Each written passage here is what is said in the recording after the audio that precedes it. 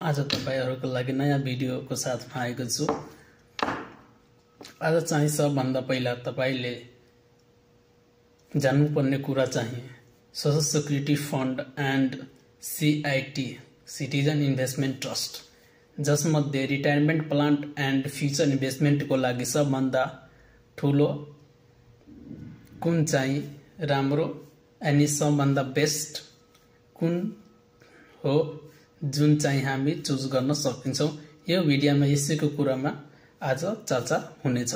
सबभन्दा पहिला चाहिँ सीआईटी सिटिजन इन्भेस्टमेन्ट ट्रस्ट, जुन चाहिँ एउटा गभर्नमेन्ट अर्गनाइजेसन हो जसले सिटिजनलाई फाइनान्शियल रूपमा स्ट्रंगेस्ट बनाउनको लागि एउटा अर्गनाइजेसन रहेको छ, जसले इन्डिभिजुअल एन्ड इम्प्लोयमेन्ट त्यसले कन्ट्रिब्युसन गर्न सकिन्छ। साथमा यसमा इन्भेस्टमेन्ट चाहिँ तपाईले स्टकको रूपमा पनि इन्भेस्टमेन्ट गर्न सकिन्छ, जसले तपाईलाई डिभिडेन्ड को रूपमा बोनस एन्ड क्याश दिने गर्दछ।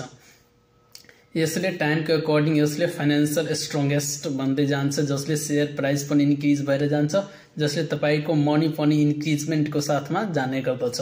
यो चाहिँ एउटा बेस्ट फाइनान्शियल इन्भेस्टमेन्ट एन्ड फ्युचरको लागि एउटा छ।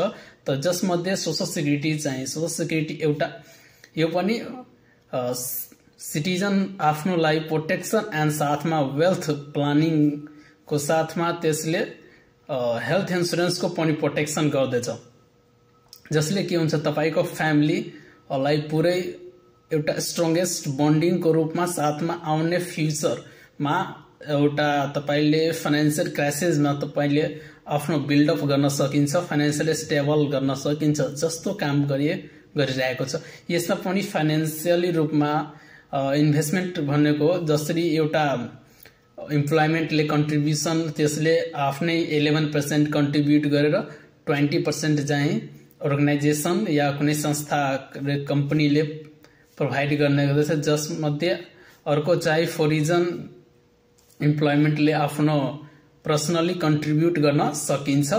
त्यसमध्ये आफैले रेजिस्टर गरेर तपाईले कन्ट्रिब्युसन गरेर 3 महिना पछि कन्ट्रिब्युसन गरेपछि तपाईको हेल्थ इन्स्योरेन्स जुन आउने गर्दछ 1 लाख को, जसमा तपाईले 3 मन्थ कन्ट्रिब्युसन गरेपछि तपाई र तपाईको वाइफ को र 18 इयर बिलो तपाईको चिल्ड्रेन्स को पनि हेल्थ इन्स्योरेन्स हुने गर्दछ, जसमा तपाईले कुनै सामान या कुनै हेल्थ इन्स्योरेन्स बाट इलाज गरायो त्यसमध्ये त्यसले तपाईको जेबाट ओन्ली 10% दिने पर्छ, जसमध्ये 90% त्यसले सोशल सिक्युरिटी फन्डले त्यसले पेमेन्ट गर्ने गर्दछ। यो चाहिँ के हुन्छ कि तपाईले आउने समयमा तपाईले 80,000 या 90,000 1 लाख जति तपाईको हेल्थ को तपाईले चेकअप गराउनु भयो, तपाईको कस्टिङ आउनु भयो कुनै हस्पिटलमा, जसरी त्यसको के हुन्छ कि त्यसको रिलेटेड नै हस्पिटलमा तपाईले जाँच गराउनु पर्छ, या के हुन्छ कि इमर्जेन्सी कन्डिसनमा कुनै हस्पिटलमा पनि गराउन सकिन्छ, तर इमर्जेन्सी हुनु पर्यो, त्यसले हस्पिटल इमर्जेन्सी लेखेको हुन्छ त मात्र तपाईले त्यसको पेमेन्ट दिने गर्दछ। त्यसको धेरै इजी प्रोसेस छ, यो डिजिटली हुने गर्दछ। तपाईलाई नै के गर्नुपर्छ, त्यसमा कार्ड पनि एउटा दिने गर्दछ, जसरी तपाईले कुनै अर्गनाइजेसनमा वर्क गरिरहेको छ जसरी त्यस्तै नै कार्ड हुन्छ त्यसको पनि सोशल सिक्युरिटी फन्डको। यसरी तपाईले त्यहाँ 100 जति अहिलेको टाइम मैले चेक गराएको थियो जुन चाहिँ त्यसको 100 को कार्ड थियो, त्यसरी नै लिएर 100 को तपाईले टिकट लिन सकिन्छ। त्यसपछि जति मेडिकल मेडिसिन भयो अनि जाँच गराउने जति कस्टिङ हुन्छ जसको 10% मात्रै आफ्नो पेमेन्ट गर्नुपर्छ, तर त्यसको के हुन्छ क्याटेगोरी छ, तपाईले 3 मन्थ कन्ट्रिब्युसन हुनु पर्यो। यो चाहिँ साथमा के हुन्छ कि तपाईले को रिटायरमेन्ट प्लान को साथमा त्यसले पनि फाइनान्शियल स्टेबल त्यसको इन्ट्रेस्ट पनि आउने गर्दछ। यो चाहिँ सोशल सिक्युरिटी को काम चाहिँ रहेको छ।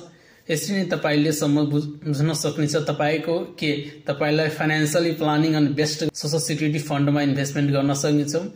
अनि ओन्ली फाइनान्शियल स्टेबल अनि अनि फ्युचर स्ट्रङ बनाउनु छ भने सिटिजन इन्भेस्टमेन्ट ट्रस्टमा तपाईलाई इन्भेस्टमेन्ट गर्दा राम्रो हुन्छ, जसले स्टकको प्राइसको अकर्डिङ त्यसले ग्रो अफ गर्छ योर मनी। यस्तो भिडियो हेर्नका लागि तपाई यो च्यानललाई सब्स्क्राइब गर्नु र सपोर्टको साथ, जसले अझै मलाई पनि एक्साइटमेन्ट हुन्छ कि अझै राम्रो राम्रो भिडियो बनाउनका लागि तपाईहरुको लागि लिएर आउँछु।